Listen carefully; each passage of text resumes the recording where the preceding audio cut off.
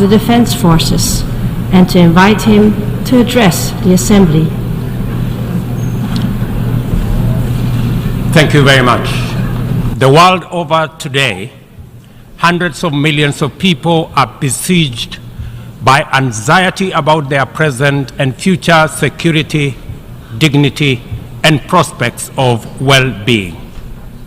Many are victims and witnesses of present assaults of many, and many more are afraid of future violations of their most fundamental expectations.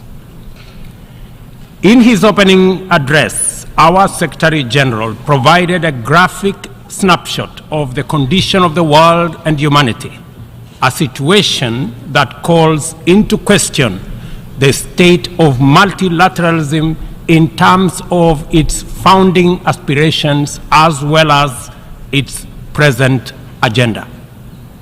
The poverty, fear, suffering, and humanitarian distress haunting the victims of conflict, drought, famine, flooding, wildfires, cyclones, deadly disease outbreaks, and other disasters are the outcomes of sustained violation of the most essential principles and the systemic neglect of humanity's dearest values, which lie at the very foundation of the UN Charter. The failure of peace and security systems, inadequate development, and limited climate action amidst technological advancement and enormous wealth has left us in a state of paralysis, enduring one of the darkest periods of human existence. We may all agree, without any fear of contradiction, that the world is headed in a most undesirable direction. It is moments like this that the affirmative spirit of multilateralism, international collective action, and global solidarity is most needed and should be attained. This is not the occasion for any member of the United Nations to escape when they should be rising to the challenge of the moment. Resorting to pursuit of narrow, insular, antisocial agendas within exclusive clubs constituted to maintain the status quo that undermines and cannibalizes the United Nations systems at the expense of progress in humanity's collective journey to the future of our aspirations is totally unacceptable. The existence of this inimical clique of geopolitical formations defies the fundamental values and principles of the UN system, and its operations have led to alienation, mistrust, insecurity, and exclusion of and among peoples, nations, regions, and continents. Moments like now place the nature and purpose of multilateralism under sharp scrutiny for history's honest examination and judgment.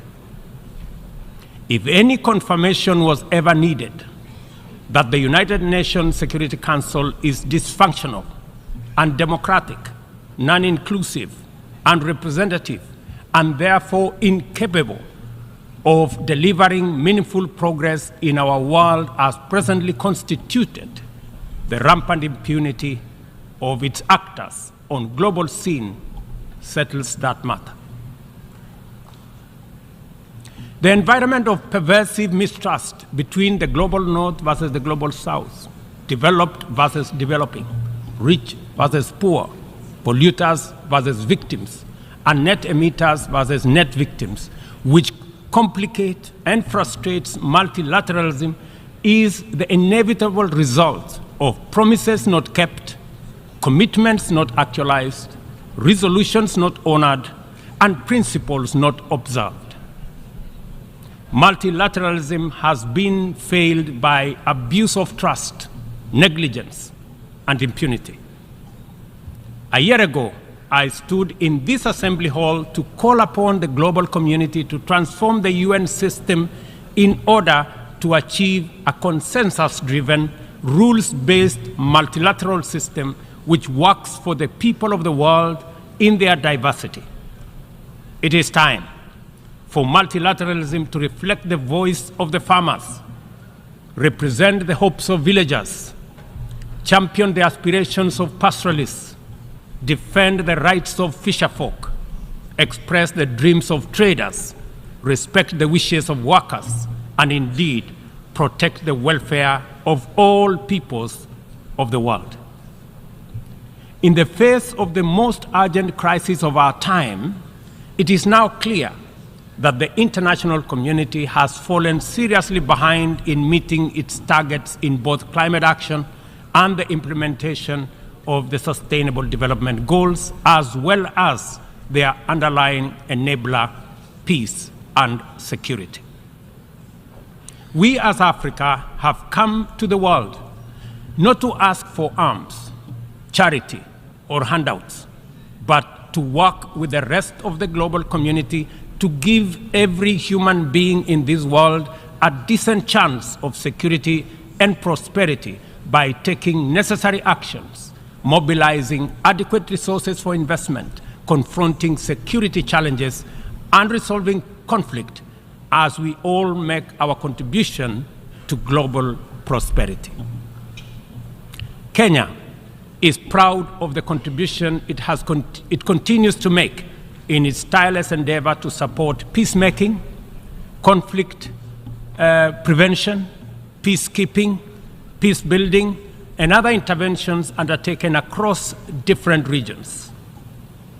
All across Africa, there is progress in efforts to resolve conflict and restore peace and stability, while at the same time, we are witnessing setbacks to democratic consolidation in the form of unconstitutional changes to governments.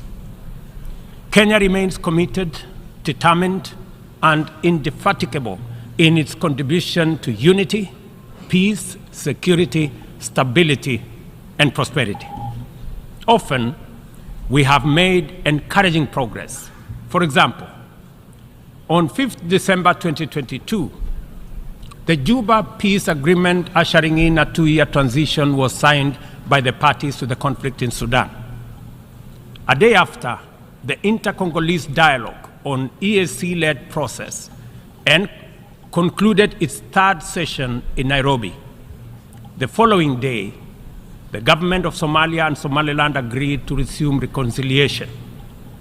We are also proud of the progress made in stabilizing Eastern DRC as a result of the EAC regional force setting the DRC on the path to sustainable peace and stability. In Ethiopia, the guns have gone silent following the Pretoria and Nairobi agreements, while in South Sudan, the parties have committed to explore ways to resume and conclude the stalled peace process and to hold elections. Our proactive commitment to peace, which is not limited to our continent, inspired us to dispatch the African Peace Delegation consisting of 6 African heads of state to Moscow and Kiev with a 10-point peace plan, beginning with efforts to initiate a mediation process to resolve the conflict between Russia and Ukraine. Although the delegation encountered significant challenges in their mission, we remain very proud that they showed up. The hunger for peace and security in Africa is evident, and this bodes well for the prospects of attaining the Africa Union's Agenda 2063 and global peace. Kenya stands in solidarity with all humanity without regard to region, border, or hemisphere. This is why and how we see the people of the Republic of Haiti, who are suffering immensely from the bitter legacy of slavery, colonialism, sabotage, and neglect. As a nation which was forced to wage a painful struggle for our own independence and sovereignty, Kenya empathizes very deeply with the humiliation of our proud people in Haiti and the price they have had to pay for their hunger for liberty and the sorrow they have endured for their thirst for freedom. Haiti is the ultimate test of international solidarity and collective action. The international community has failed this test so far and thus let down a people very, very badly. Haiti deserves better from the world. The cry of our brothers and sisters who were the first people to win their struggle for freedom from colonial tyranny has reached our ears and touched our hearts. Doing nothing in the face of the historic isolation, neglect, and betrayal of the people of Haiti is out of question. Inaction is no longer an option. As we mobilize to show up for Ukraine and countries that have experienced the devastating impact of climate shocks, including Libya, Morocco, and Hawaii, we must not leave Haiti behind. We must commit to show up in the spirit of solidarity to support our people regain their political and socio-economic footing by reinforcing the underlying enabler that is security. Kenya is ready to play its part in full and join with a coalition of other nations of goodwill, and there are many, as a great friend and true sibling of Haiti.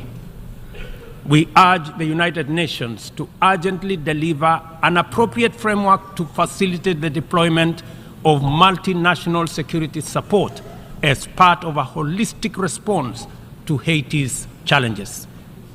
We call on the Security Council to contribute positively by approving a resolution under Chapter 7 that tailors the security support mission to the specific needs of Haiti and its people. This should be part of a comprehensive strategy that includes delivering humanitarian aid, supporting livelihoods, instituting reforms, and fostering a political process guided and owned by Haitians, all in the aim of enabling free and fair elections within a reasonable time frame. We are encouraged by many countries which have already stepped forward to take part in this solidarity. We must recognize that stability, peace, and security form the foundation on which the pursuit and realization of sustainable development and climate action stands.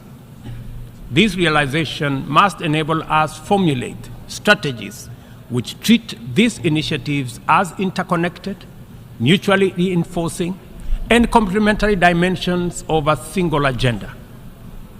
The tragic spectacle of young people from Africa boarding rickety contraptions to gamble their lives away on dangerous voyages in pursuit of opportunities abroad, either as conflict, climate, or economic refugees, is a statement of the failure of the global economic system.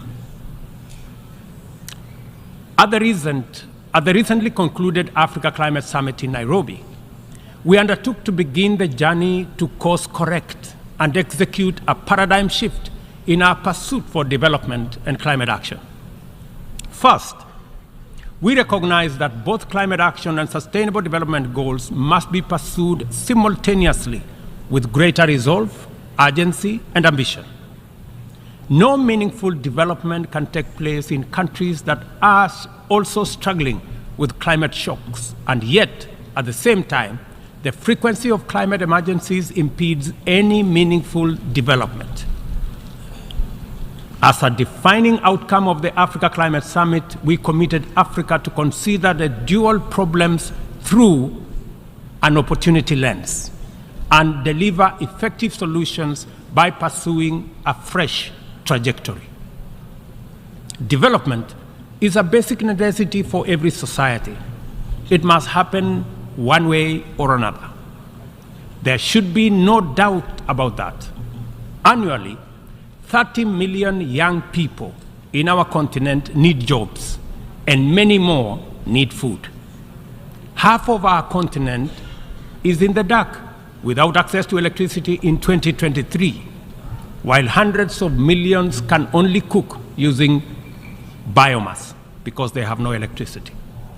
This is why The commitment of African nations in the Nairobi Declaration is both radical and transformative.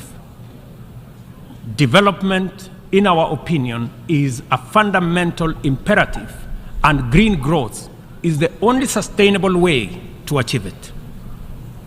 From our standpoint, there is no need to be trapped in a false choice. Sustainable development is robust climate action, and climate action is development. Africa's potential is defined by abundant and diverse resources, ranging from a youthful, highly skilled, and motivated young population, immense renewable energy potential, and mineral resources, including critical minerals, and extensive natural capital endowment, including 60% of the world's unutilized arable land. Capital and technology can find no better returns anywhere than the tremendous investment opportunity in Africa's potential. Such investment would drive green growth, creating jobs and wealth, while decarbonizing global production and consumption. Further, the investments would also connect over 600 people to clean electricity, provide clean cooking to about 1 billion people, finance green manufacturing, including e-mobility, transform African agriculture and food systems, including the manufacture of green fertilizer, process vast tonnage of steel, aluminum, and lithium required by new green industries, and enable our young people find the livelihoods they desire at home, and reverse the tide of migration in the opposite direction. To unlock financing at scale and create incentives for investment at scale in green opportunities, the Nairobi Declaration makes the reform of the international financial system a priority. No meaningful climate action or development can take place in conditions of financial distress. According to IMF data, as of last month, 10 low-income countries were already in debt distress, and 52 are at high or moderate risk of falling into debt distress. The 3.3 billion people in these countries are trapped in a vicious circle of emergency responses, reconstruction, and recovery from more frequent climate shocks, which diverts resources away from both development and climate action, and sucking vulnerable countries into a downward spiral of debt and environmental stress. The global community must therefore develop a debt restructuring initiative that does not wait for nations to plunge over the cliff into debt distress before providing relief. Rather, the new sovereign debt architecture should extend the tenure of sovereign debt and provide a 10-year grace period for countries that are in debt distress. The second financing intervention relates to concessional financing. It is time to work with the international financial institutions to provide more concessional loans, approximately to the tune, in our estimation, of about $500 billion, and to provide increased liquidity support through special drawing rights with a minimum target of what was obtained during the COVID pandemic of $650 billion. Access should be based on specific needs, not entitlement, and this necessitates changes to the allocation mechanism different from what we saw during SDRs for COVID. The third critical reform is that of the financial market reorganization.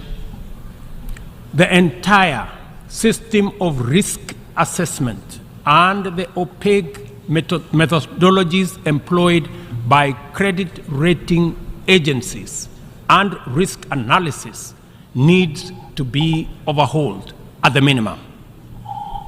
We must all recall the miscalculation of subprime mortgage risks by these agencies 2 decades ago, which precipitated a financial crisis whose effects reverberate to date, and ask the following question: on what basis should we believe that their methodologies are better at assessing risk in faraway frontier markets like ours that are far much more complicated to measure objectively than in assessing the value of financial assets in the markets where they actually operate, and which they got so disastrously wrong?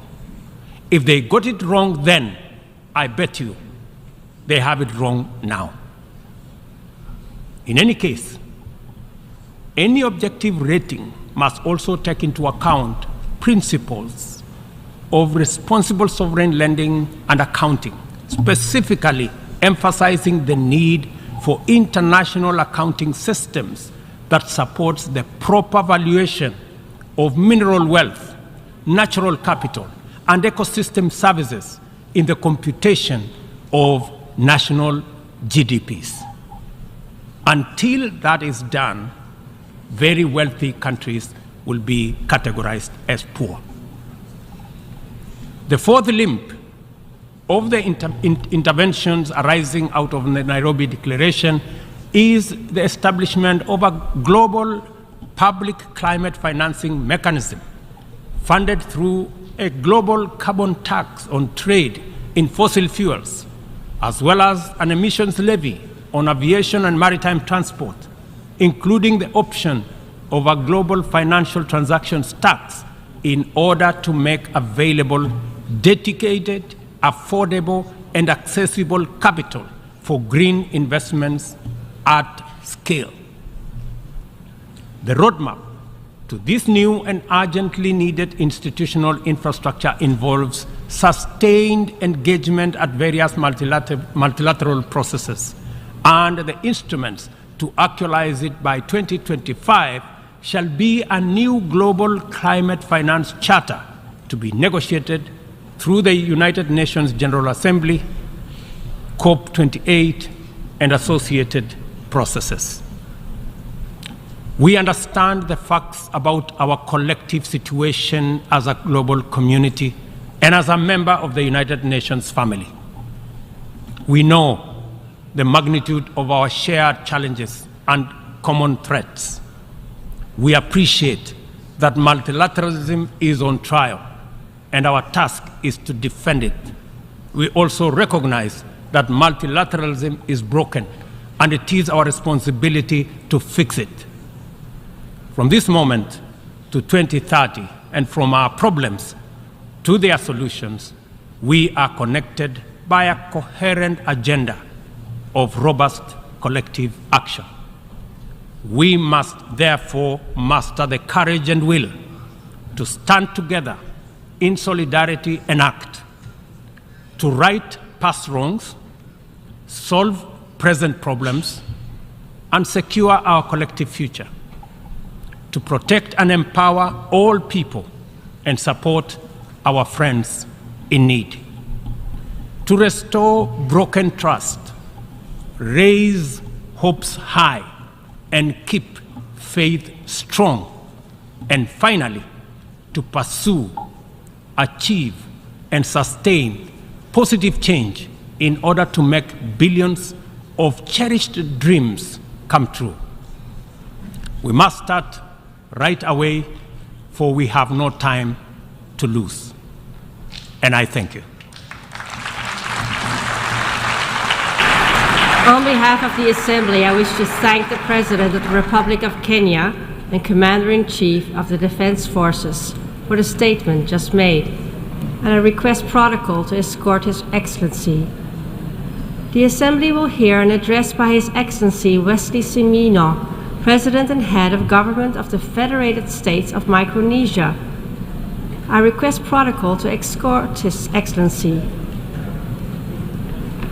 On behalf of the General Assembly, I have the honor to welcome His Excellency Wesley Simina, President and Head of Government of the Federated States of Micronesia, and to invite him to address the Assembly.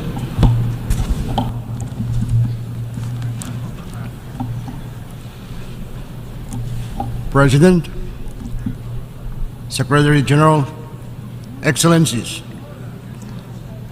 I bring warm greetings from the people of the Federated States of Micronesia to this august institution. At the outset, I congratulate you, Mr. President, on your election as the President of the 78th session of the UN General Assembly.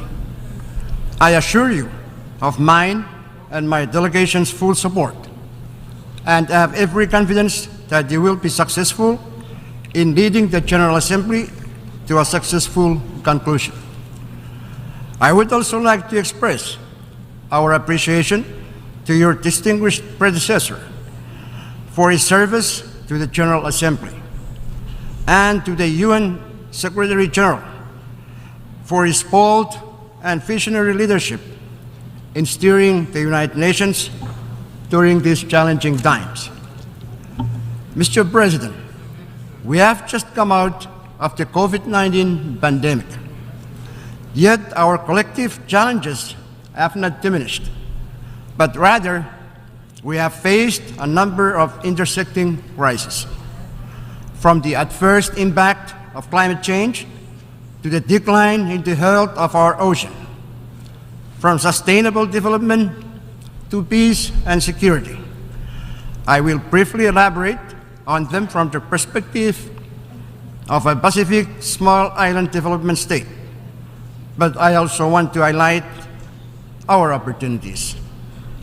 Mr. President, in 2015, the same year in which this body adopted the 2030 Agenda for Sustainable Development, the international community also adopted the landmark Paris Agreement on climate change.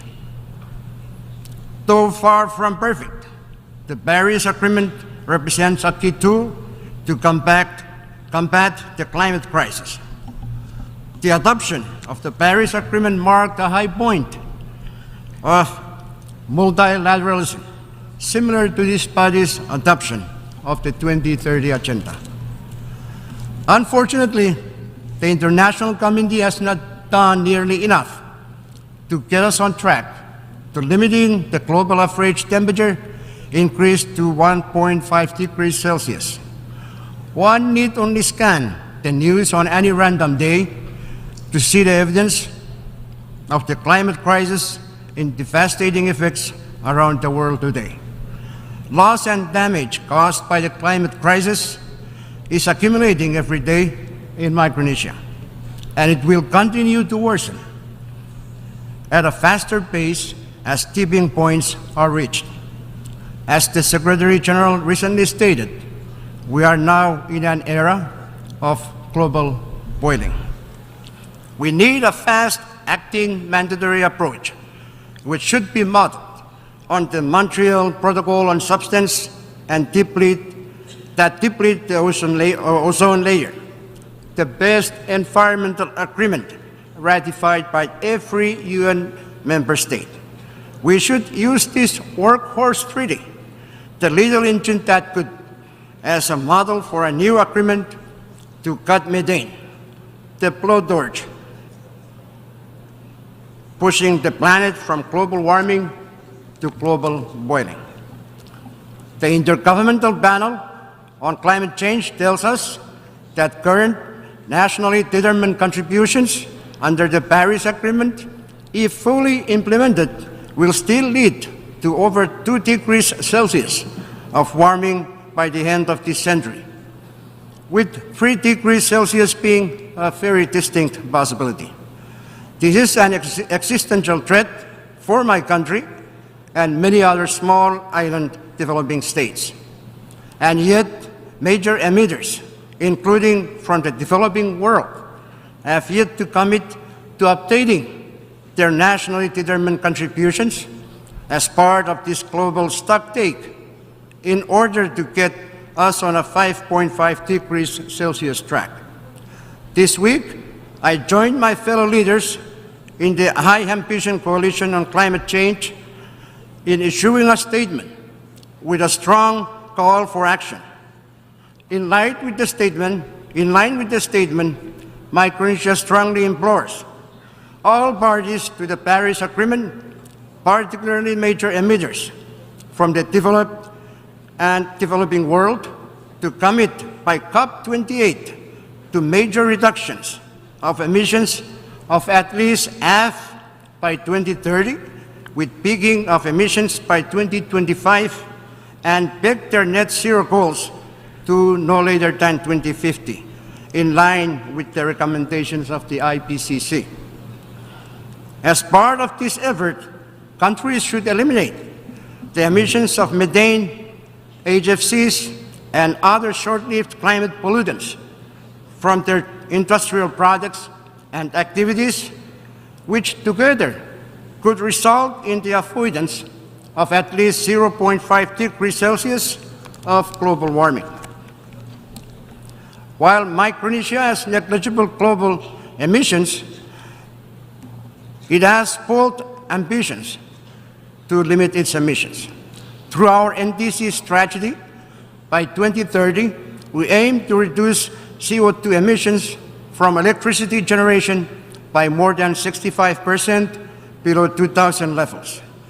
By 2050, Micronesia will achieve a net zero. This bold pledge will result in a healthier, happier, and climate-resilient island nation. The climate crisis is indeed impacting health security, food security, water security, economic security, and peace security. It is, without a doubt, an existential threat. We reiterate our call for the appointment of a special representative for climate and security to address these threats. We also call for the full operationalization of the new loss and damage fund at COP28 in order to equip those who are most affected by climate change to deal with the ongoing loss and damage impacts that are faced every day. It is time for those most responsible for climate change to put your money where your mouth is, for the cost of not doing so is far greater than what could ever be quantified. Additionally, Micronesia is proud to announce that we have recently adopted an amendment to our national constitution that recognizes the right of the people to a healthy environment.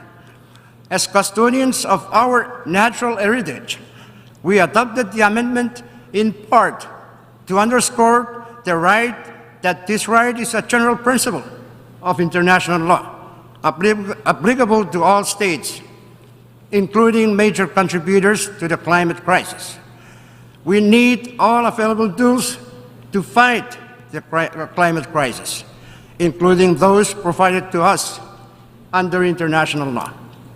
For this reason, Micronesia is proud to have been a member of the core group of countries that advocated for the adoption by this body of a resolution requesting an advisory opinion from the International Court of Justice on obligations of states and consequences under international law in relation to climate change. Countries like mine and people like mine are the front lines of climate change. But we don't need more promises. What we need now is action, for promises to turn into policy and for policy to turn into proactive steps toward real solutions. As islanders, resilience is in our DNA. But let me remind you that our resilience should not be a placeholder for continued inaction. Mr. President, as a big ocean state, we recognize one clear truth. The ocean is suffering from multiple stressors. It is the duty of the international community to address the sources of those stressors for the sake of present and future generation of mankind, as well as for the sake of the ocean itself. SDG 14 would not have been included in the 2030 agenda if not for the sustained advocacy of Micronesia and other small island developing states, particularly from the Pacific. By the same token, the recent adoption of the PB&J agreement would not have been possible without the key contribution of Pacific small island developing states like Micronesia. As Micronesia had actively engaged in the negotiations of the PB&J agreement, it is also committed to implementing it. This is why I am honored to have been the first head of state to sign the PB&J agreement, which I did yesterday on behalf of Micronesia. I urge members of the UN and other world leaders to sign and ratify the agreement, and also urge for the full implementation of SDG 14 as soon as possible. We also commit to doing our part in implementing the Kunming-Montreal Global Biodiversity Framework, including with respect to the establishment of marine protected areas and similar measures for at least 30% of the global ocean by 2030. Our work on the Micronesia Challenge, Blue Prosperity Micronesia, and similar initiatives in our part of the world already contribute to that effort. Mr. President, the 2030 agenda is at its halfway point. We are not on track on a number of issues.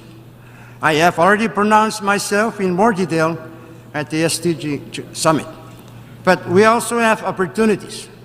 We have just completed preparatory meetings for the 4th International Conference on Seeds. We expect the outcome of the conference to be concrete, action-oriented, yet address our most pressing needs in partnership with the international community, including how internet connectivity can change life in the islands by telemedicine and remote learning available at every outlying island, and how transportation can be more sustainable if your only means of transport is our boats. It is my hope that practical action will flow from the conference, including to support the implementation of the 2050 strategy for the Blue Pacific continent. Mr. President, Micronesia is a proud matrilineal society where our clans, lineage, and land control are mainly passed down from generation to generation through women. This symbolizes the powerful role of women in our culture and society. Yet we recognize that historically, women have had difficulty in attaining roles in leadership and decision-making in government. So, Mr. President and Mr. Secretary General, I am pleased to report that finally, there are women members currently serving in our National Congress now. And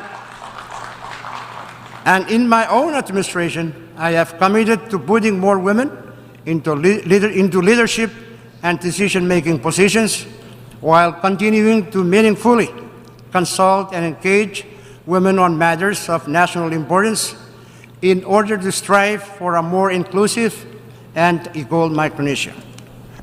Mr. President, traditional threats to peace and security persist, making the principles of the UN all the more valuable to uphold. This is why Micronesia stands in solidarity with Ukraine and supports its independence within its internationally recognized borders. We also urge all member states to cooperate to urgently address the adverse impact of the war in Ukraine on food security, energy, and finance, including in small island developing states like my own, that are vulnerable to such impacts. We must find ways to put an end to this illegal war, which continues to erode the credibility and integrity of this premier international body and the principles enshrined in its charter that we all agree to support. This brings me to a related and most crucial point, the reform of the UN Security Council, which was put in place almost 80 years ago. The Security Council has become archaic and ineffective in addressing security challenges of our contemporary world, which are much more complicated, interlocking, and interconnected, including the worsening and devastating impact of climate change. As the Secretary General mentioned in his opening statement, the world has changed, but our institutions have not. Fellow leaders, the time for that change is now.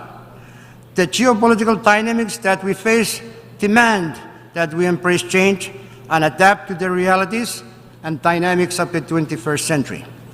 Permanent membership of the Security Council must be expanded to include Japan, India, Germany, and others.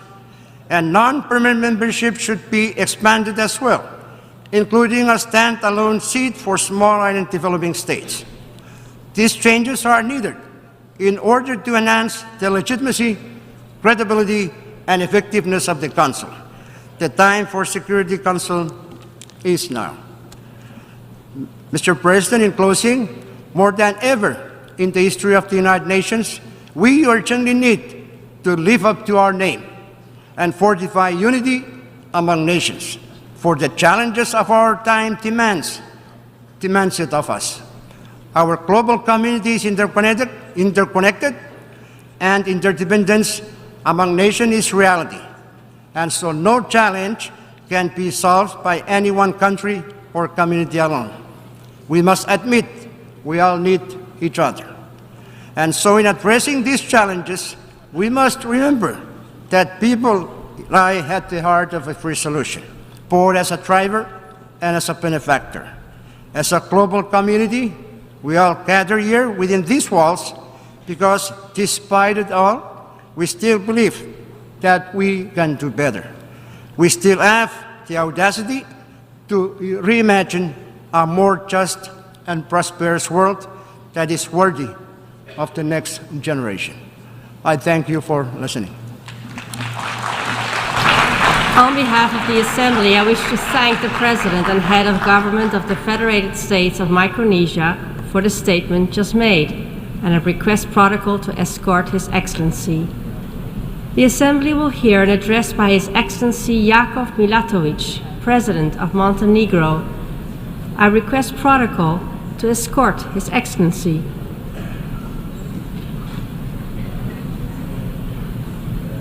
On behalf of the General Assembly, I have the honor to welcome His Excellency Jakov Milatovic, President of Montenegro, and to invite him to address the Assembly. Mrs. Chairman, fellow delegates, it is my true honor to be in this great hall today and address you on behalf of Montenegro. This year's general debate topic depicts the key challenges lying before the United Nations as the rebuilding of trust and global solidarity. It also accelerates action on the 2030 Sustainable Development Agenda. And indeed, achieving a sustainable and peaceful future requires our full attention and demonstrates our true commitment to a better world. I reaffirm and reiterate Montenegro's strong support and commitment to the goals and principles of the United Nations, particularly in times like these, when global unity and solidarity are greatly needed. Ladies and gentlemen, to efficiently address global problems, we need wise leadership. Rather than uniting in joint efforts, most often we share only our joint concerns.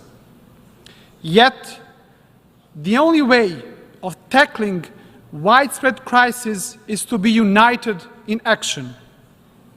And I believe we can all agree that the ongoing geopolitical crisis represents a grave challenge to the international peace and security, and an alarming indicator of the need to fully return to the provisions of the UN Charter, respect its binding character and the universality of its goals and principles, civilizational values on which the rule-based world order rests. Excellencies, ladies and gentlemen, I have assumed the position of the President of Montenegro just 4 months ago, after our citizens made a resounding choice for change in the recent election. This marks an unprecedented level of support for a new era of our country's democratic development. And this leaves me with no doubt about the political direction our citizens want to see. Strengthening the rule of law, developing prosperity, ensuring social cohesion and equal opportunities. And I'm highly aware of how vital these objectives are in safeguarding our young democracy and our freedom, especially at a time when de-democratization processes are becoming increasingly apparent worldwide. Let me particularly emphasize the importance of the rule of law as the key to unlock the economic potential and improve the living standards. Building truly democratic and independent institutions is crucial along that road. Thus, we are committed to a zero tolerance on corruption and organized crime. And to better achieve our wider policy goals, we base our foreign policy on 3 key pillars. Number 1, accelerating our integration into the European Union.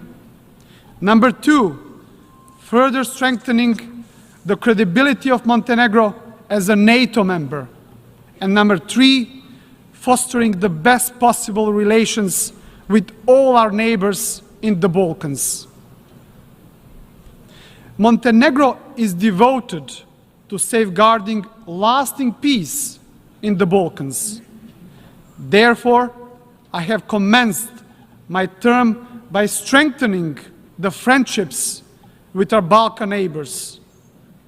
And we have also intensified the discussion with the European Union, thus extensively elaborating on the need of Montenegro's speedy accession into the EU as the best possible signal for all other aspiring states that the EU perspective is still alive. Following these principles, in the 4 months period of my mandate, we opened a meaningful dialogue with the civil society and vulnerable communities, with the aim of pursuing and ultimately achieving a truly inclusive society where nobody is left behind. Creating an environment of equal opportunities where life success is primarily determined by education and hard work is my goal. This is my story, which I believe can become and should become the story of Montenegro and the story of all of us. I belong to a generation that was too young to witness the suffering caused by the wars following the dissolution of Yugoslavia. Yet, I think that I bear no less obligation to work on diminishing the still present consequences and thus preventing such tragic events from occurring again. To this end, Montenegro's strong commitment is to address the past without any bias, by calling things as they are, as the victims of those tragic events expect them to be called. Not witnessing the fact that we in Montenegro, as in many other democratic countries, often diverge on many political issues, we all agree that peace and prosperity, an equal and just society, and friendly relations, particularly with our neighbors, have no alternative. We are proud of our democracy, but also grateful to our ancestors for having a state to protect and promote our interests abroad. We truly cherish freedom, and we stay united in this. And the same is what we hope from the world, to oath to be united as ever before in defending democracy, human rights, freedom of choice, the rule of law, and ensuring peace and prosperity, but above all, preserving human lives. In this context, I would like to reaffirm once again Montenegro's clear-cut position in condemning unprovoked and unjustified Russia's aggression and our firm support to Ukraine. Besides devastating Ukraine, this war caused an energy, food, and financial crisis that especially harmed the least developed in the world. To that extent, and in accordance with the UN Charter and the adopted General Assembly resolutions, we share the desire for comprehensive, just, and lasting peace in Ukraine. Dear colleagues, there are still far too many places in our world where peace, stability, human rights, and even basic necessities are not granted. And we cannot be proud of this. The international community often emphasizes reactionary humanitarian responses rather than the preventive ones. Think just of the heartbreaking migratory crisis in the Mediterranean region. The confluence of challenges we all face today serves as a formidable obstacle to the realization of the Sustainable Development Goals. Despite these obstacles, there are constructive ways to move forward. To speed up progress towards achieving the SDGs, it is necessary to mobilize strong political commitment, improve financial resources, and achieve closer cooperation. I believe we should be honest and admit that the Sustainable Development Goals have proven to be a greater challenge than initially expected, requesting from all our countries additional and greater engagement and commitment. And the international community must increase its efforts to combat climate change with concrete actions. This includes full implementation of the Paris Agreement and addressing the interconnected crisis of climate change, biodiversity loss, and pollution. Dear delegates, by adopting the declaration in 1991, Montenegro became the world's first ecological state.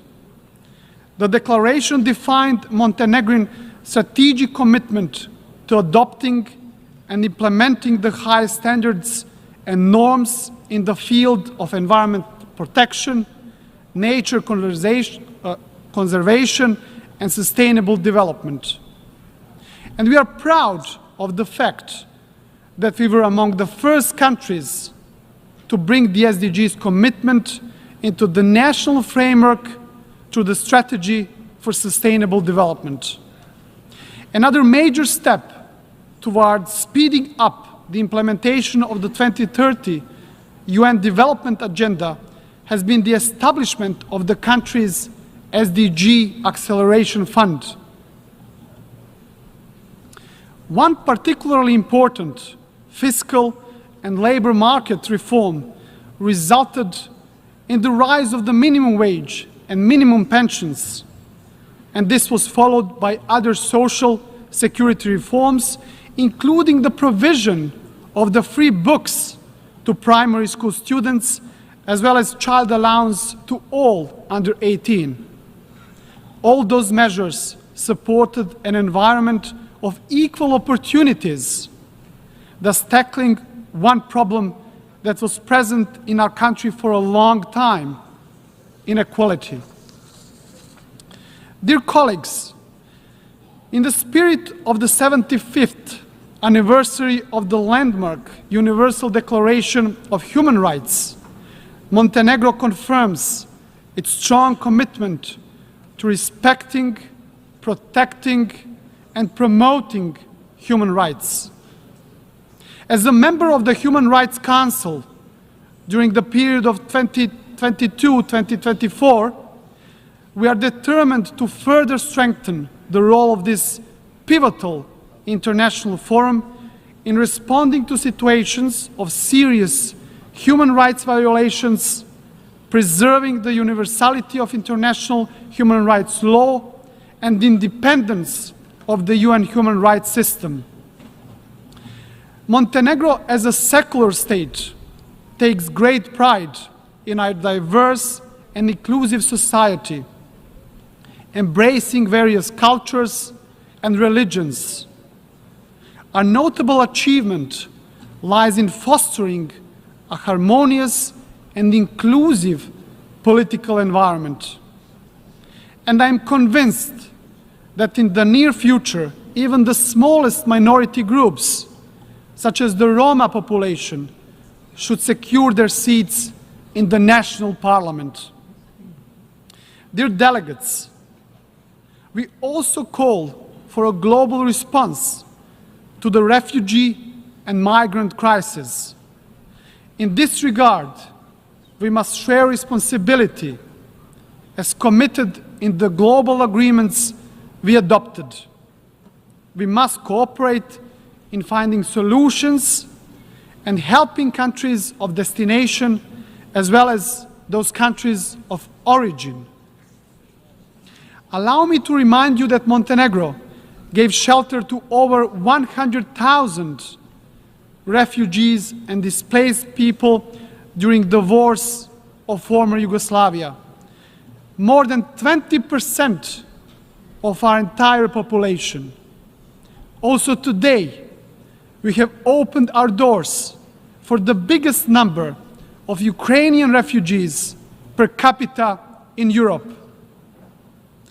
And let me emphasize that the protection of refugees, including their legal status and our decision to provide them with shelter as they flee from devastating conflicts, has received unanimous support from all the political spectrum. Moreover, Montenegrin society stands united in its commitment to uphold international law in this regard, even in the face of significant social pressure on our healthcare system and education infrastructure. Ladies and gentlemen, Montenegro is firmly committed and determined to actively and constructively contribute and support collective efforts to preserve world peace and security. We strongly advocate for the role and work of the UN peacekeeping missions. To this end, we will continue to strongly support a higher presence of Montenegrin military forces in peace missions under the auspices of the United Nations.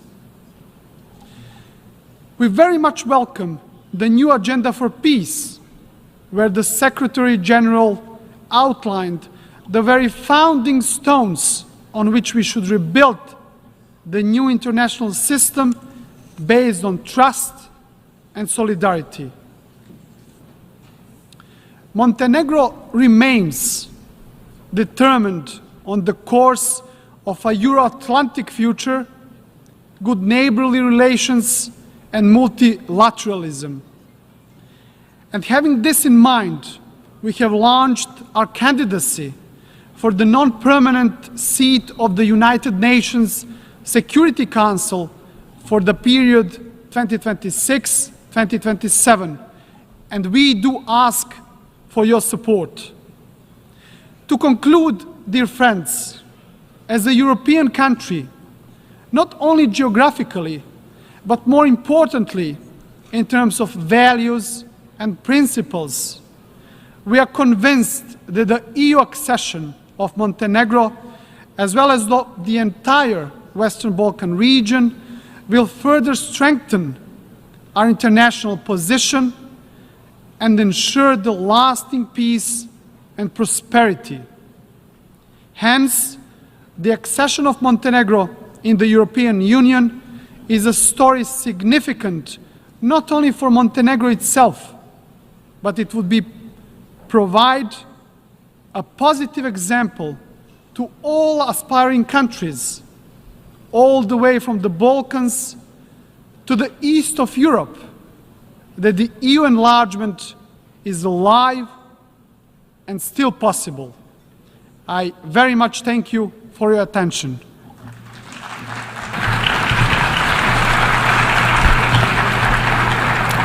On behalf of the Assembly, I wish to thank the President of Montenegro for the statement just made, and I request protocol to escort His Excellency. The Assembly will hear an address by His Excellency Mahmoud Abbas, President of the State of Palestine. I request protocol to escort His Excellency.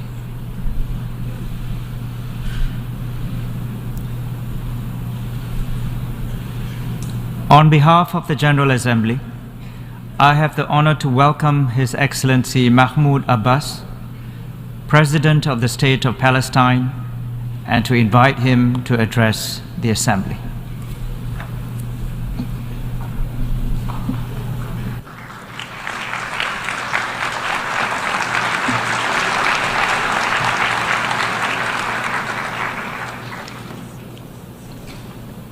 Bismillah ar-Rahman ar-Rahim. In the name of God, the most gracious, the most merciful, His Excellency, Mr. Dennis Francis, President of the United Nations General Assembly, His Excellency, Mr. Antonio Guterres, Secretary General of the United Nations, ladies and gentlemen, heads and members of delegations, may peace, blessings, and the mercy of God be upon you. Those who think that peace can prevail in the Middle East without the Palestinian people enjoying their full, legitimate, and national rights would be mistaken.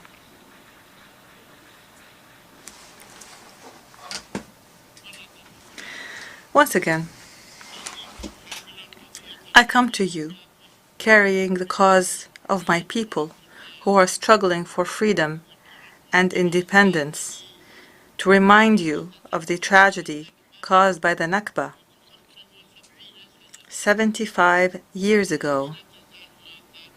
The effects of this Nakba continue and are exacerbated by the Israeli occupation of our land. This occupation challenges your resolutions. Over 1,000 resolutions, in fact.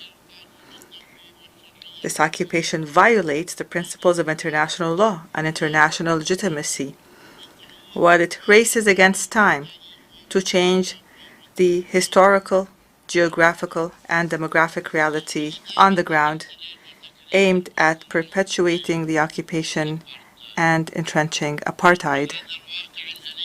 Despite this painful reality, and 30 years after the Oslo Accords, which Israel has totally discarded, we still maintain hope that your esteemed organization will be able to implement its resolutions demanding an end to the Israeli occupation of our territory and realizing the independence of the fully sovereign state of Palestine with East Jerusalem as its capital on the borders of the 4 June 1967, as well as resolving the issue of Palestinian refugees in accordance with the resolutions of international legitimacy, especially General Assembly Resolution number 194 and the relevant General Assembly and Security Council resolutions, all of which affirm the illegality of the Israeli occupation and its settlements, in particular Resolution 2334 and the Arab Peace Initiative. Ladies and gentlemen, as I stand before you here, the Israeli racist right-wing government continues its attacks on our people, and through its army and its racist terrorist settlers continues to intimidate and kill our people, to destroy homes and property, to steal our money and resources, and continue to refuse to release the bodies of the martyrs. 600 bodies are being held. For what reason, I do not know. And this is done before the very eyes of the world and with complete impunity. Rather, the leaders and the ministers of this government have even been bragging about their apartheid policies that they are practicing against our people who are under occupation. The Israeli occupation government also persists in its violations of the city of Jerusalem and its people. It continues to assault our Islamic and Christian sacred sites. It violates the historical and legal status of the holy sites, especially the Blessed Al-Aqsa Mosque, which international legitimacy has recognized as an exclusive place of worship for Muslims alone, including the Bab al-Rahma prayer hall and the Al-Buraq wall, according to a resolution by the League of Nations in 1930. The occupying power is also feverishly digging tunnels under and around Al-Aqsa Mosque, threatening its collapse, or the collapse of parts of it, which would lead to an explosion with untold consequences. We have repeatedly warned against transforming the political conflict into a religious conflict, for which Israel will bear full responsibility. I hereby call on the international community to assume its responsibilities in preserving the historic and legal status of Jerusalem and its holy sites, specifically the Al-Aqsa Mosque and the Church of the Holy Sepulchre and the Ibrahimi Mosque in Al-Khalil, Hebron. Here I wonder, why remain silent about all the flagrant violations of international law that are being committed by Israel, the occupying power? Why isn't Israel being subjected to serious accountability? Why are sanctions not imposed on it for ignoring and violating international resolutions, as is the case with other countries in the world? Why practice double standards when it comes to Israel? Why accept that Israel is a state above the law? Is it not time to answer these questions? Is it not time? For our part, we will persist with our pursuit of accountability and justice at the relevant international bodies against Israel because of the continued Israeli occupation of our land and the crimes that have been committed and are still being committed against us, as well as against both Britain and America for their roles in the fateful Balfour Declaration. Yes, America and Britain, and against everyone who had a role in the catastrophe and tragedy of our people. We will not forget history. We will not forget pain. We call for acknowledgement. We call for apology. Acknowledgement and apology. We call for reparations. We call for compensation in accordance with international law. Ladies and gentlemen, in light of the deadlock in the peace process, due to Israel's policies, we come before you to again appeal for the holding of an international peace conference. Is this too much to ask? Hold an international peace conference in which all countries concerned with achieving peace in the Middle East will participate. Therefore, I ask your esteemed organization and the Secretary General, Mr. Antonio Guterres, to call for and undertake the necessary arrangements to convene this peace conference, which may be the last opportunity to salvage the two-state solution and to prevent the situation from deteriorating more seriously and threatening the security and stability of our region and the entire world. I also call on your organization and the Secretary General to act to implement the resolutions to provide protection for the Palestinian people. We demand protection. We want to be protected from occupation, from the constant aggressions of the occupation army and the terrorist Israeli settlers. We call for support when we approach international courts and bodies with jurisdiction because the current situation is intolerable.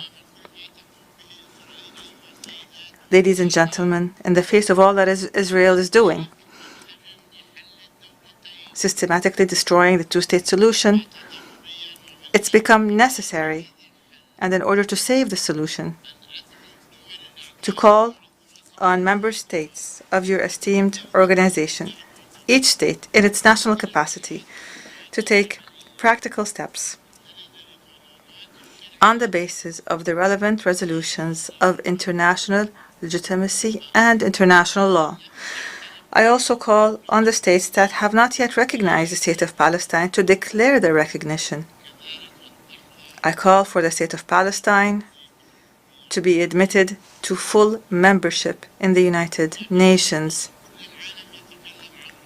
There are two states that the entire world are talking about, Israel and Palestine, but only Israel is recognized. Why not Palestine? I can neither understand nor accept that some states, including America and European states, are reluctant to recognize the State of Palestine, which the United Nations has accepted as an observer state.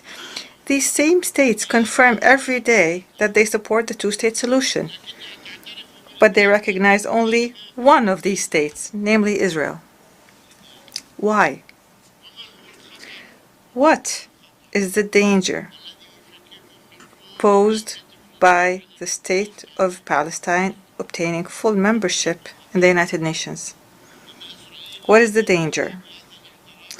Israel enjoys this international recognition, though it has not adhered to the conditions for its accession to the United Nations. It did not adhere. These conditions, namely, are the implementation of Resolutions 181 and 194.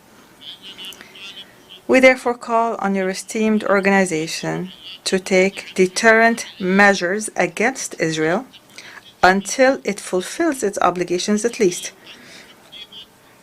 that were presented in a written declaration by its Minister of Foreign Affairs at the time, Moshe Sharett.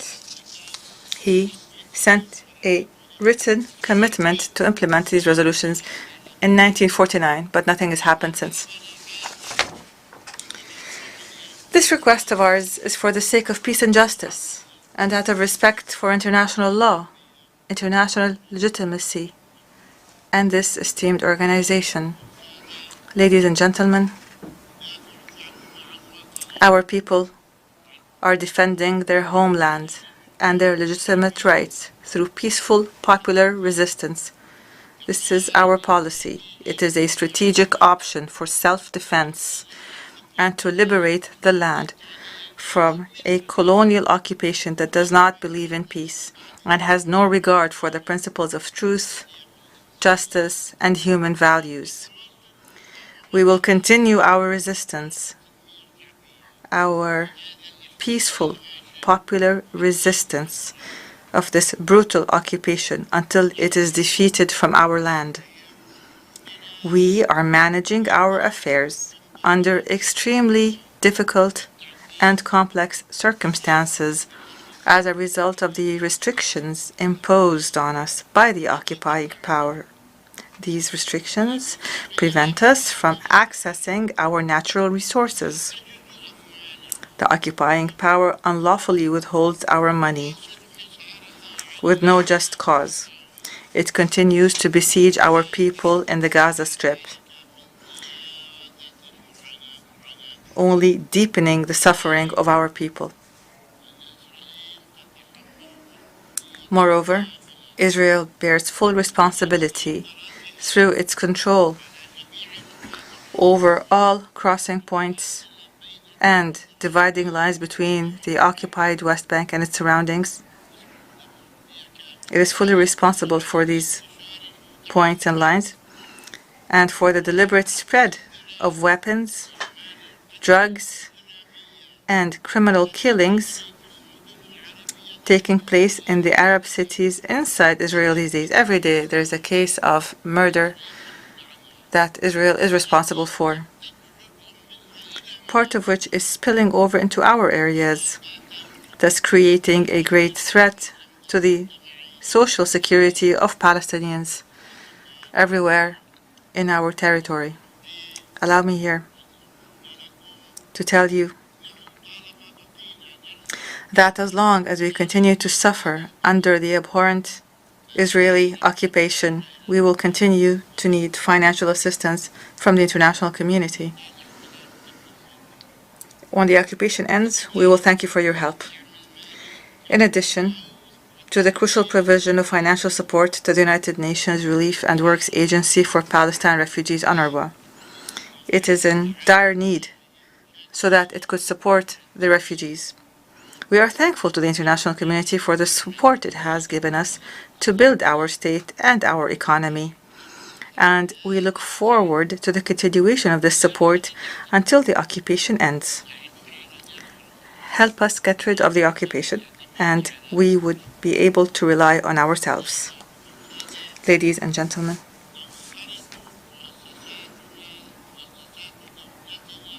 our state institutions are engaged in a comprehensive development and reform process. And in this context, they are cooperating with international institutions and with partners in the region and the world. Recently, we held local elections and elections for institutions, federations, unions, and others. There's a specialized committee to develop the justice sector in Palestine. Civil society is also playing its role in adding vitality to our political system. All that remains is for us to hold democratic general elections, as conducted in 1996, 2005, and 2006. We held elections, but since then we have been unable to hold these elections. Why? Because the Israeli government is obstructing this. by its decision to prevent elections from being held in East Jerusalem.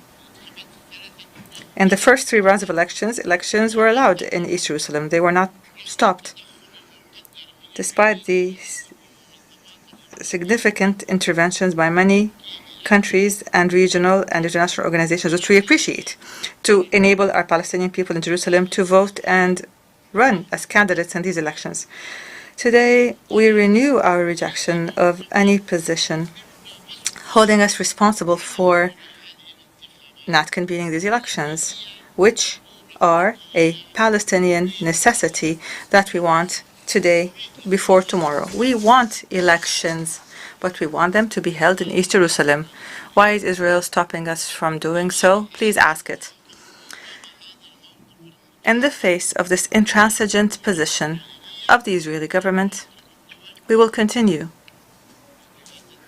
to approach the relevant international bodies to hold the Israeli government accountable and force it to allow us to hold these elections that are long overdue. Ladies and gentlemen, I participated in May in the commemoration of the 75th anniversary of the Palestinian Nakba of 1948, a tragedy recognized by this august organization. This painful anniversary continues to be ignored and denied by Israel, which is the party that is primarily responsible for this Nakba. I call upon you today to criminalize this denial, criminalize the denial of the Nakba, and designate the 15th of May of each year an international day to commemorate the anniversary of the Nakba, to commemorate the lives of the hundreds of thousands of Palestinians who were killed in massacres committed by Zionist gangs. Palestinians whose villages were demolished and who were forcibly displaced from their homes. The number of these refugees reached 950,000 people, 950,000 people in 1948, constituting more than half of the Palestinian population at the time. This is the least that the United Nations should do to honor these victims and to condemn this human tragedy, to commemorate the anniversary of the Nakba in 1948. Ladies and gentlemen, for several years now, we have presented our Palestinian narrative, the story of our people, that has been deliberately distorted by the Zionist and Israeli propaganda. We are relieved that the peoples of the world and many countries in the world have started to believe our narrative and sympathize with it after having been misled for decades. We also thank all those who contributed to sharing this narrative and supporting it and sympathizing it. We thank people of conscience everywhere in the world who today stand up for Palestinian rights. We want and we thank support for our people's struggle for freedom and independence. Ladies and gentlemen, my message today to the Israelis is that this hideous occupation that is imposed on us will not last, regardless of their ambitions and their delusions, because the Palestinian people will remain on their land, which they have inhabited for thousands of years, one generation after the other, as again confirmed by a recent UNESCO resolution on the city of Jericho, which has existed for 10,000 years. The Palestinians cannot leave their land. And if anyone must leave this land, then it must be the occupier. The occupier should leave, not the people of the land. We will stay in our land. My message to the international community is that it should assume its responsibilities with full courage and implement its resolutions to realize Palestinian rights. We ask for no more than that.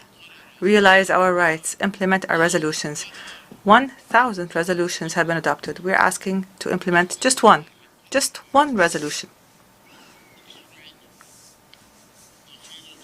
Finally, I address all of our people in Palestine, in the refugee camps, in the diaspora, and every place in this vast world.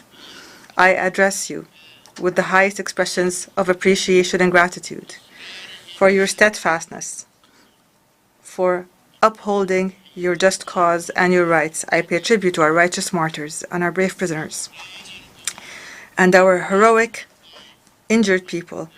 And I say to everyone, a right is never lost when there is a demand behind it. Victory is ours. We will celebrate the independence of our state in Jerusalem, our eternal capital, and the crown jewel and the flower of all cities. They see it as impossible, and we see it as inevitable. God willing, peace and mercy and blessings be upon you.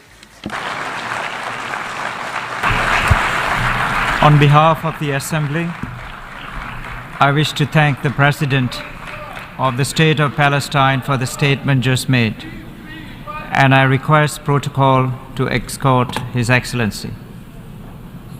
Excellencies, distinguished delegates, the Assembly will continue its consideration of agenda item entitled General Debate. The Assembly will now hear an address by His Excellency Charles Michel, President of the European Council of the European Union. I request protocol to escort His Excellency.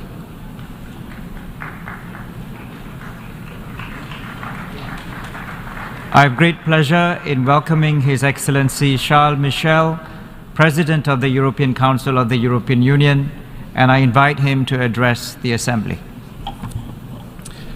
Monsieur le Président, Mr. President, Excellencies, ladies and gentlemen, a mural adorns the wall of the Security Council chamber. The Norwegian painter Per Trog painted a phoenix there. It's a phoenix that emerges from a world covered with ash that is being rebuilt after the war. The lower part of the mural is dark. It features a dragon. It features soldiers and war machines. The United Nations were founded to protect us from our demons. It was founded to elevate the world community towards peace, cooperation, and solidarity. And yet the climate crisis is wreaking havoc.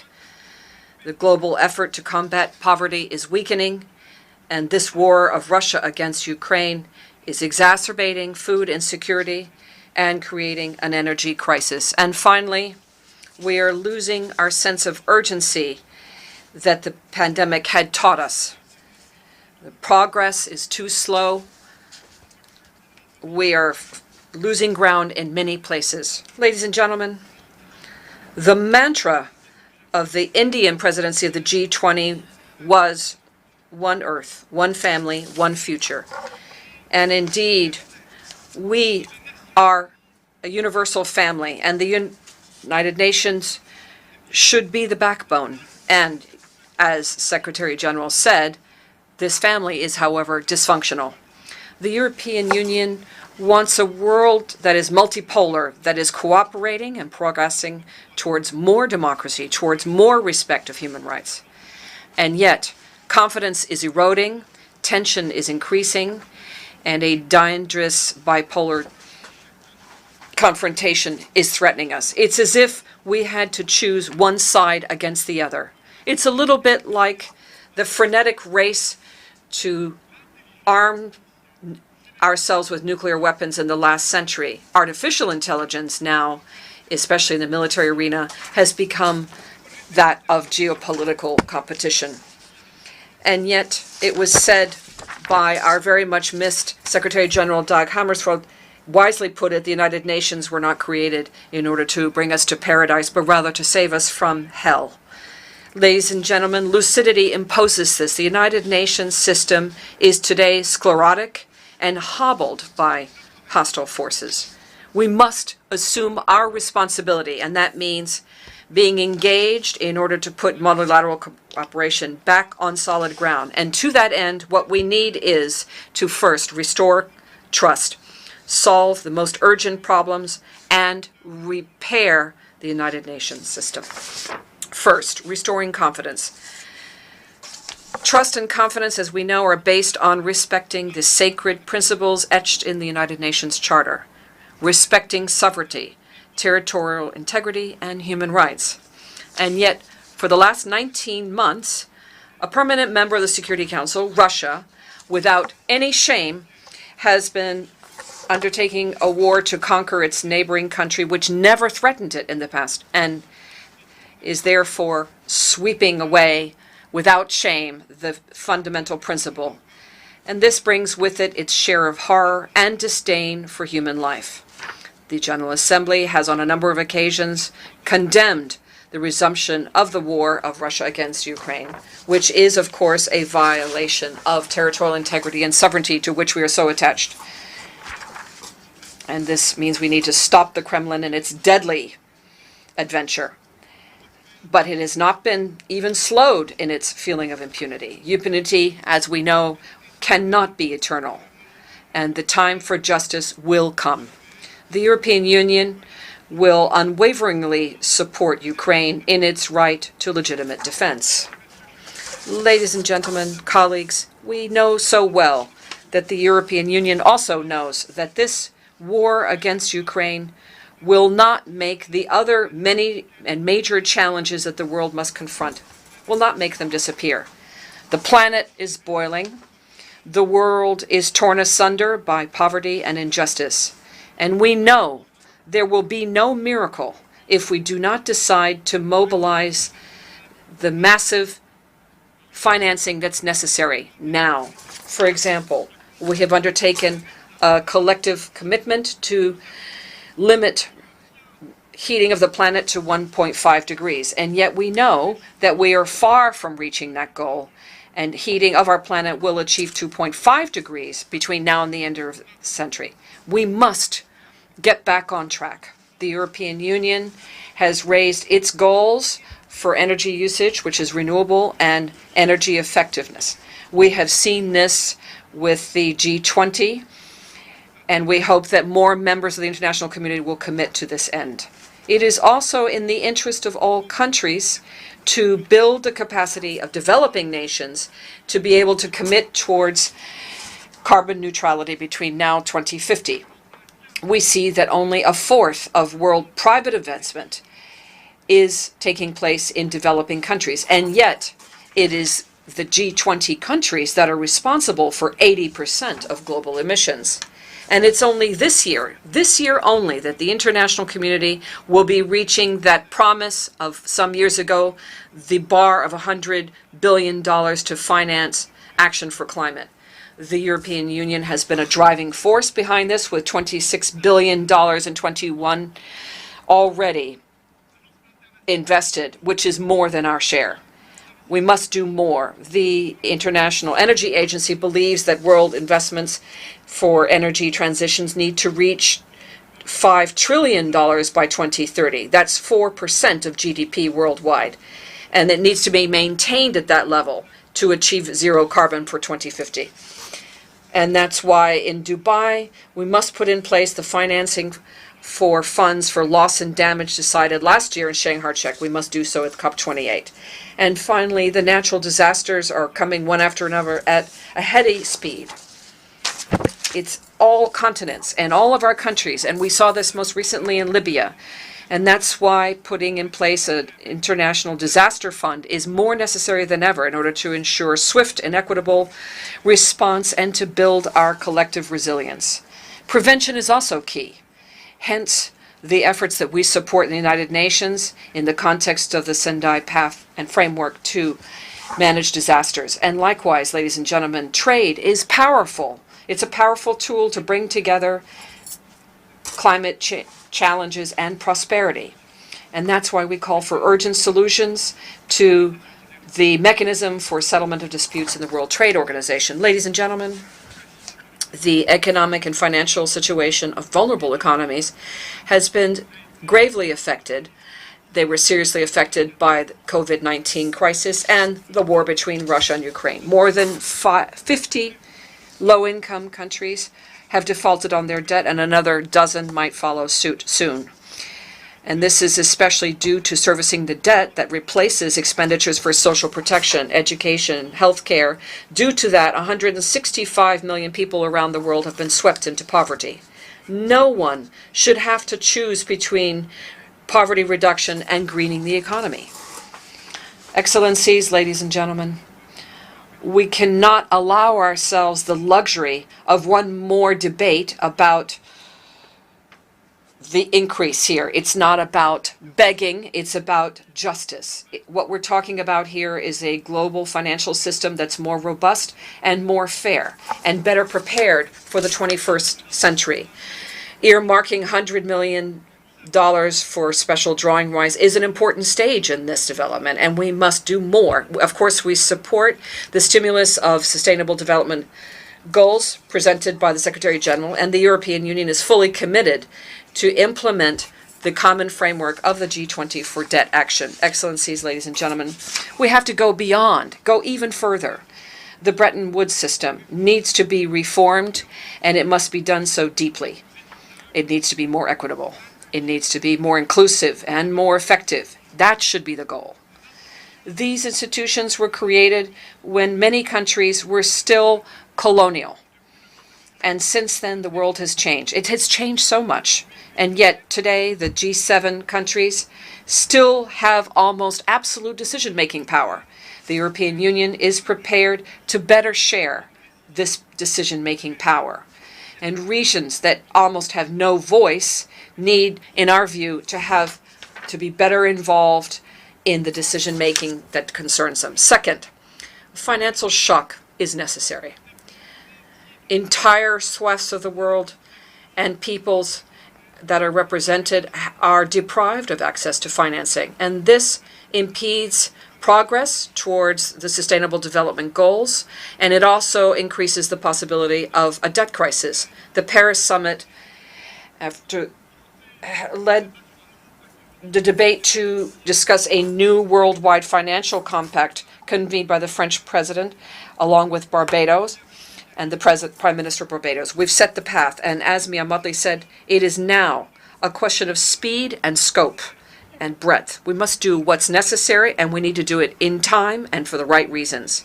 Indeed, we need to act to better mobilize capital, public capital, and act to increase and consolidate and tighten the financial flows which are key for lending capacity of international institutions. For example, in 60 years, the financing power of the World Bank as a proportion of global production fell sevenfold. And that speaks volumes. We must also reduce the cost of access to loans for vulnerable countries, which often is far higher than that for developed countries. Lastly, we must adapt the rules of multilateral development banks when it comes to capital requirements that will allow for a flexible use of their balance sheets without jeopardizing their soundness. Ladies and gentlemen, excellencies, 3 years ago, Dr. Tedros and I launched the idea of an international treaty on pandemics. And together, we committed to try to persuade the international community to launch negotiations within the WHO. The world needs an ambitious and legally binding instrument to prevent, prepare for, and respond to future pandemics with solidarity. I now call on all of you to amplify your efforts to conclude negotiations by 2024. And we will be a constructive and open partner in this. Ladies and gentlemen, distinguished colleagues, the Secretary General and all of the UN teams are the linchpin of strong action for humanity and the values of the UN Charter. But as we've seen, UN governance is far too often and increasingly impeded. The EU, of course, supports the reform proposals presented by Secretary General in our common agenda. We also commend the progress made in terms of working methods.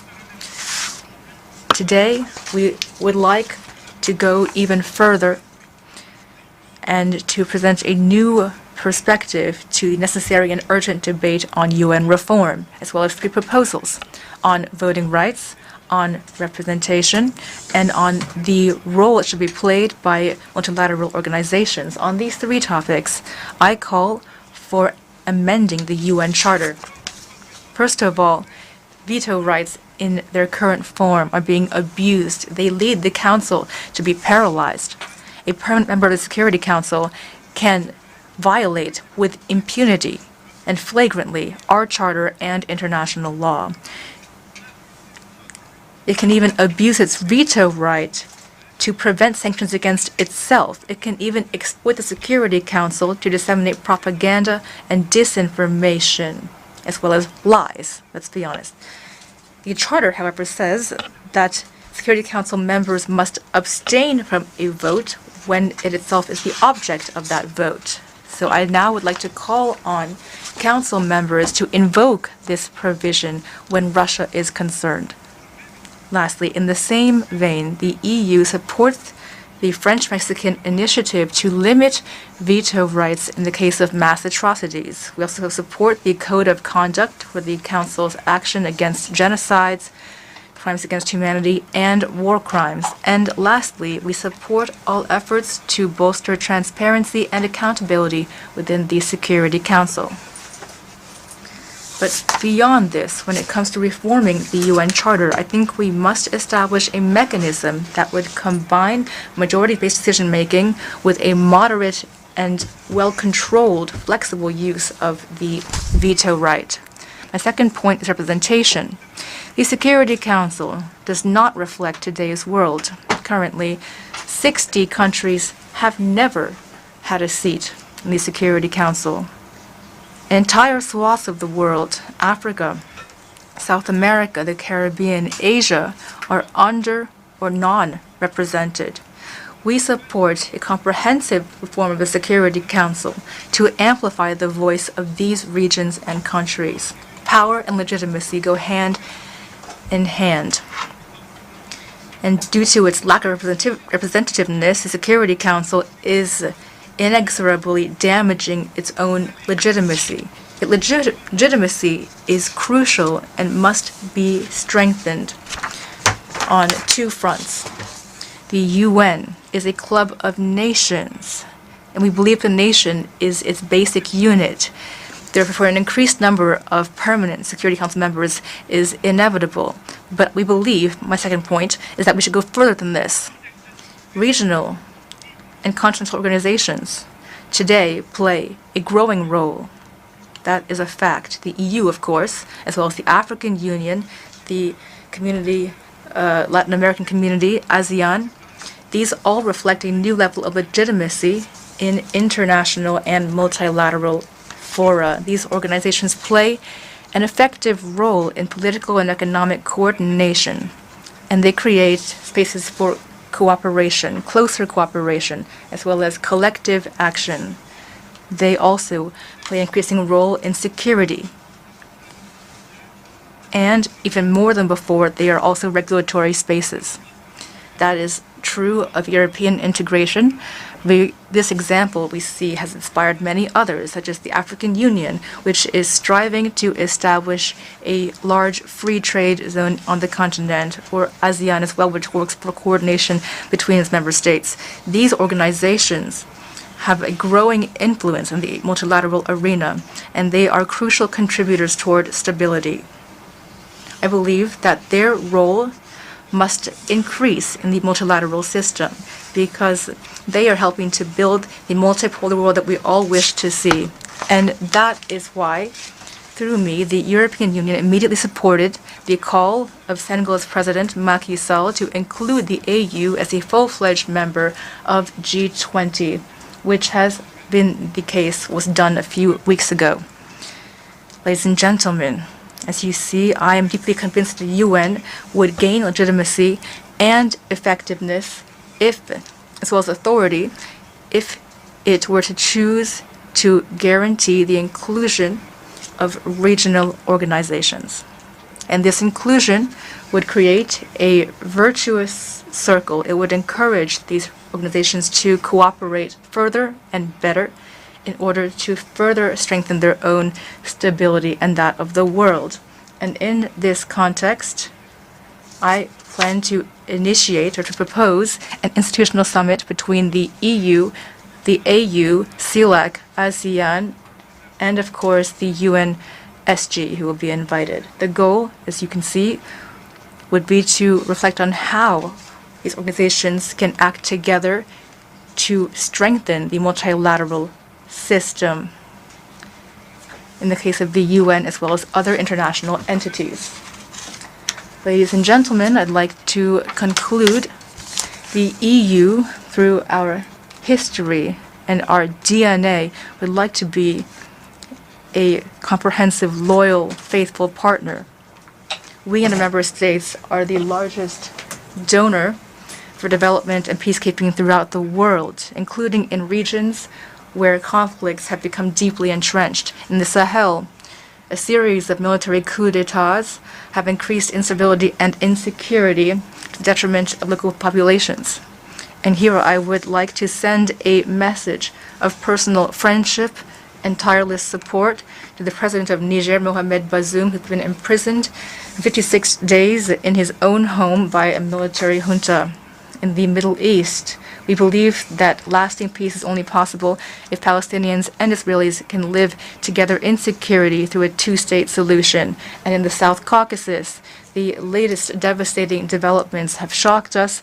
Military force is never a long-term solution if we want to win over hearts and minds. And throughout the world, the EU continues to shoulder its responsibility together with all those who work toward the common good for peace and prosperity. But we will never be intimidated by violence or threats. Distinguished colleagues, Per Krog's mural is an act of imagination. It also is a reminder for our consciences. A crucial reminder today because today more than ever, we are in a world confronted by many dangers. Philosopher Friedrich Hölderlin said, and rightly so, where there is danger, there also is the power to save.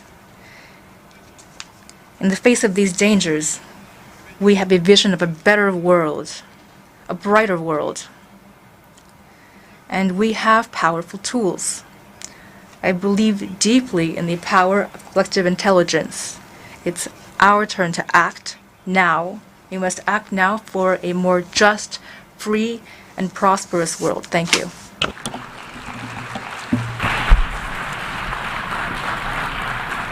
On behalf of the Assembly, I wish to thank the President of the European Council of the European Union for the statement just made, and I request protocol to escort His Excellency. We have heard the last speaker in the general debate for this morning's meeting. The 9th plenary meeting will continue with the general debate at this point shortly. The meeting now is adjourned.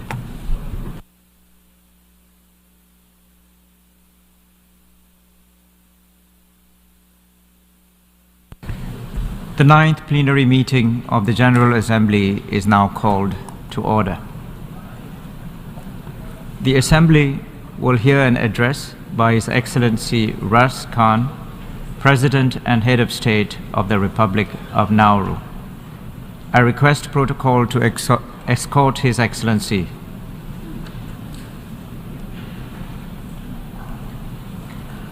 On behalf of the General Assembly, I have the honor to welcome His Excellency Ras Khan, President and Head of State of the Republic of Nauru, and I invite him to address the Assembly.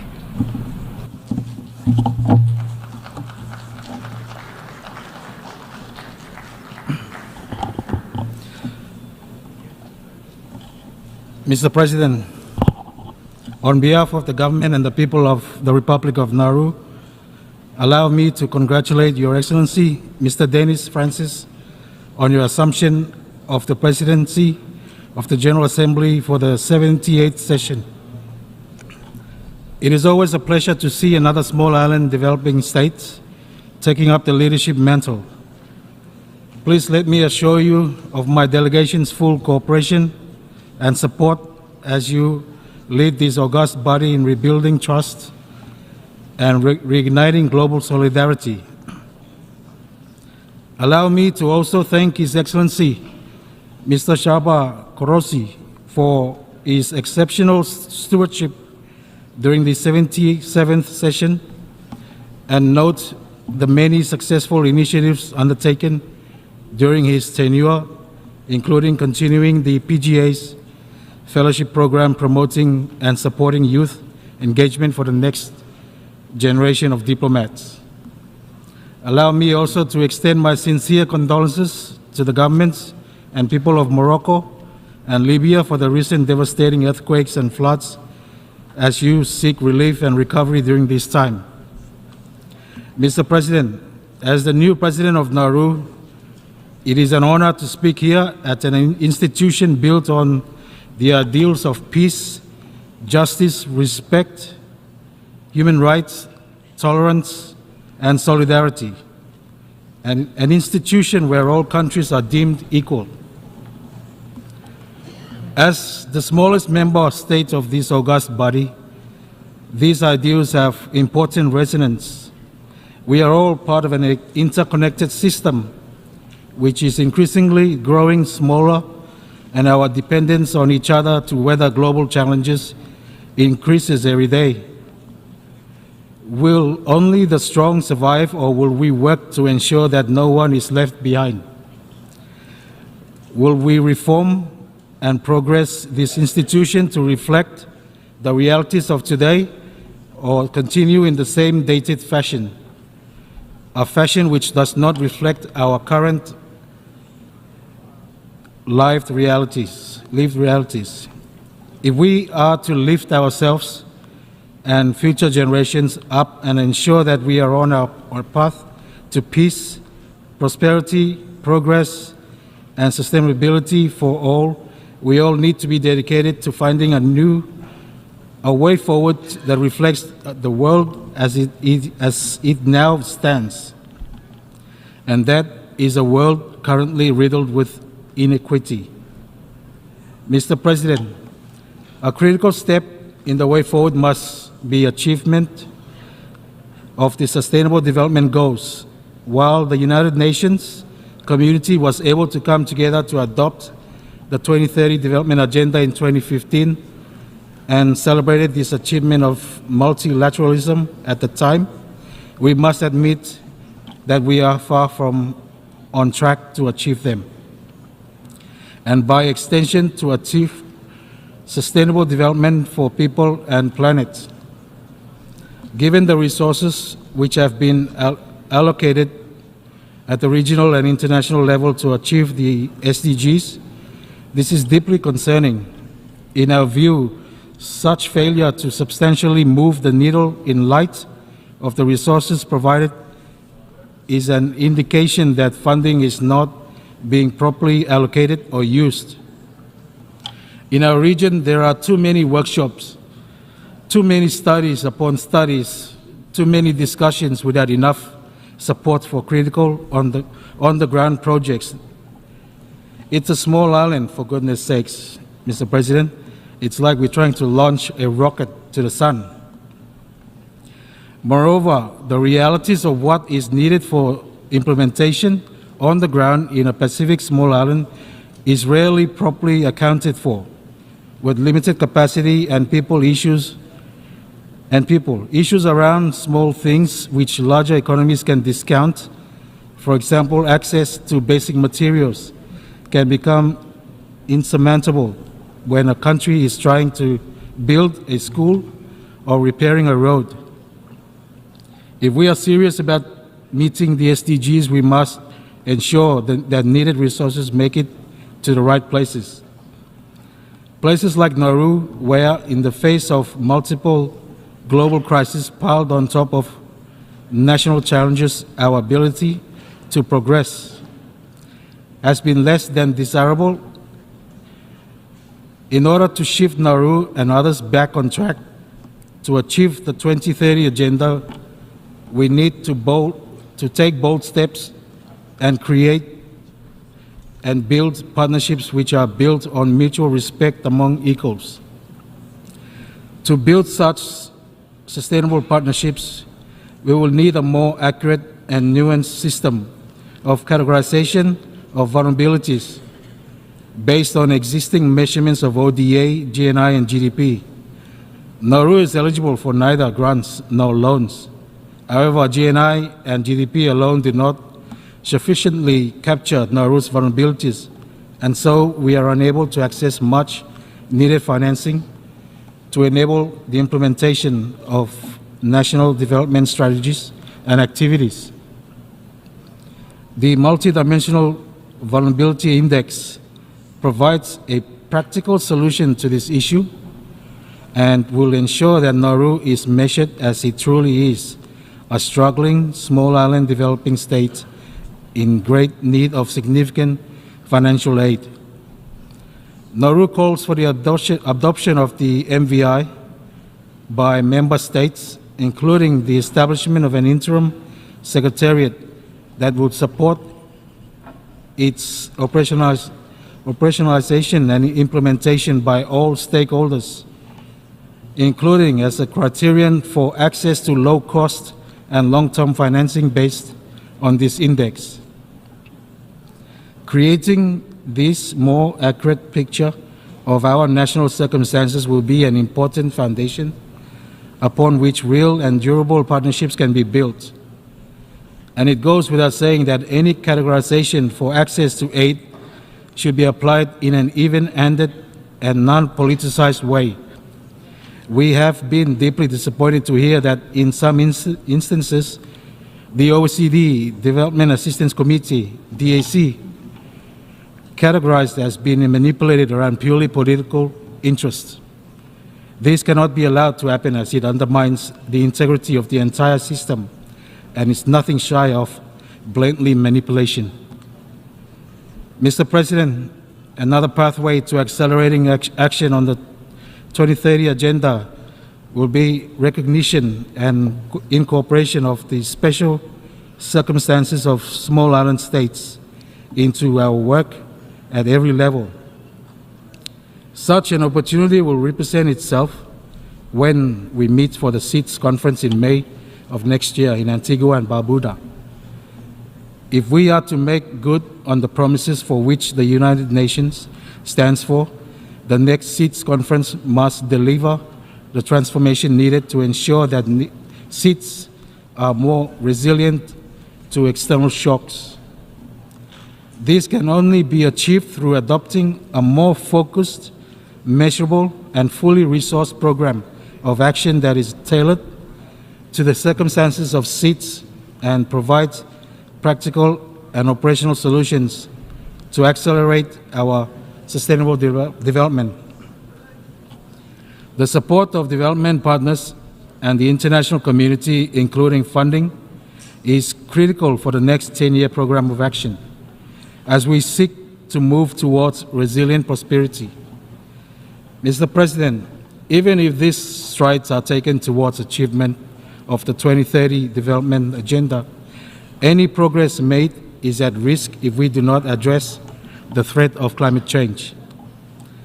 The adverse impacts are no longer a future problem. We have seen ourselves the ever-increasing disasters, fires, typhoons, heat waves, and a burning ocean. What kind of legacy are we creating? Is it essential that the global community accelerate? It is essential that the global community accelerate its efforts to adapt and mitigate climate change and keep a 1.5 Celsius limit to temperature rise within reach.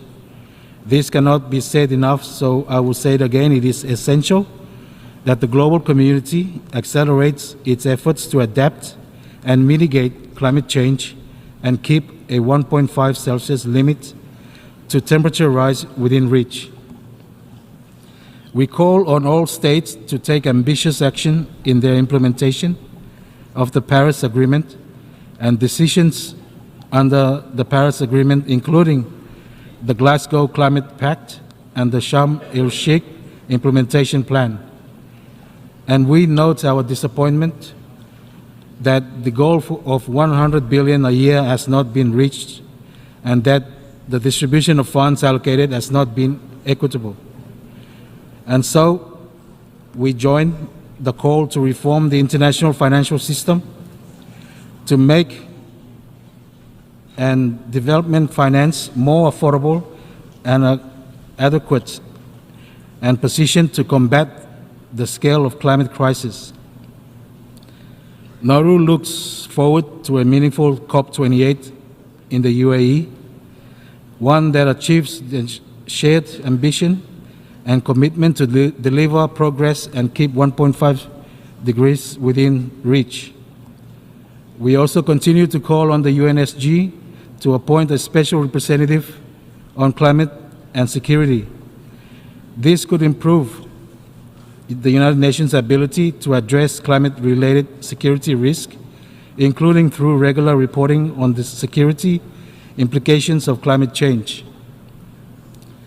Similarly, we see the need to seek additional paths to climate action and hope that the advisory opinions to come from ITLOS and ICJ will jumpstart more ambitious climate action. Finally, on this point, Nauru would emphasize that we cannot expect the trajectory of global emissions to slow down and reduce if viable energy alternatives are not provided. Deep seabed minerals hold the answer, with polymetallic nodules providing the alternative for big emitters to make a just energy transition away from fossil fuels and towards much cleaner and renewable energy technologies. In this regard, Nauru calls on the members of the International Seabed Authorities to fulfill its obligation and finalize the exploitation regulations that ensures collection of seafloor minerals are conducted with utmost responsibility and respect to our marine ecosystem while providing benefits for all humankind. Mr. President, as a big ocean state, a healthy, productive, and resilient ocean is a pillar upon which our future rests. We are proud to have been actively engaged in the negotiations and successful conclusion of the Treaty of the Biodiversity Beyond National Jurisdiction, BBNJ. Nauru welcomes the adoption of the agreement earlier this year and calls for international support to build our capacity to ratify and implement the provisions of the BBNJ agreement, including the conservation of biological diversity, the sustainable use of its components, and the fair and equitable sharing of the benefits arising out of the utilization of genetic resource. Finally, we raise, as we have before, the critical importance of ensuring sustainable fisheries. This includes ensuring that overfishing is not taking place, that fair prices are paid to small islands for fish taken from our water, and that we eliminate illegal, unreported, and unregulated fishing.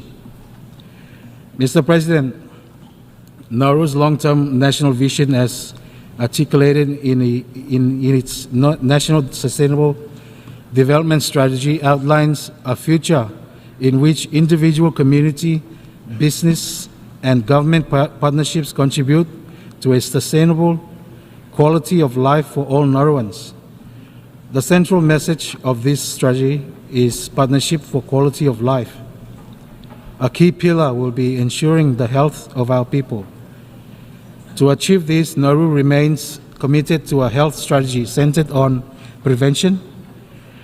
During COVID-19, Nauru followed a stringent capture and contain strategy which saw all visitors to Nauru required to undergo testing and quarantine at the border. This strategy protected Nauru during most of the pandemic, giving the health system valuable time to establish an acute care ward to treat and isolate potential COVID-19 patients, streamline testing regimes and treatment protocols, and vaccinate vulnerable members of the community. The systems that were developed for COVID-19 are now available for future pandemic responses, should they be required. We acknowledge and thank our partners for their support in this regard. However, Nauru remains vulnerable to communicable disease outbreaks. The pandemic proved the urgent need for extensive investment towards strengthening the institutional and infrastructural needs of our Nauru's fragile health system. In a post-pandemic reality, we must